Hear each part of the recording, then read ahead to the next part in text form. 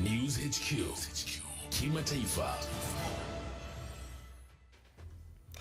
Mexico imewatuma wanajeshi 10,000 mitaani kutuliza mapigano yaliyosababishwa na mauaji ya mlanguzi mkubwa wa dawa za kulevya nchini humo ambaye amesababisha vifo vya watu wengi zaidi.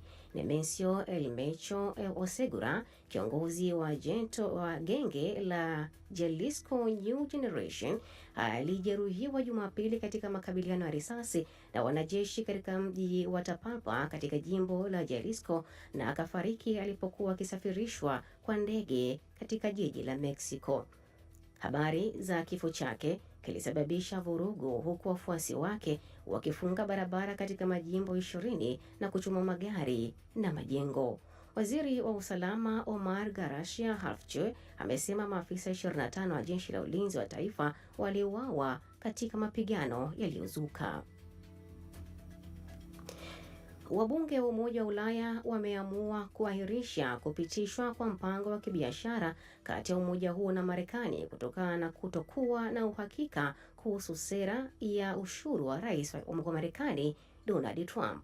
Hii inajiri baada ya Trump kutangaza ushuru mpya wa jumla ya 15% kama jibu la uamuzi wa mahakama ya juu ya Marekani wiki iliyopita ambao ulifuata ushuru wake wa awali aliotangaza duniani kote.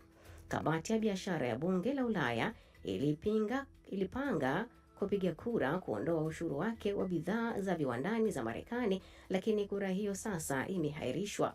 Msemaji wa halmashauri kuu ya Ulaya Adolf Gell alisema Brussels haiwezi kuchukua maamuzi zaidi hadi itakapotaka ufafanuzi kutoka Washington.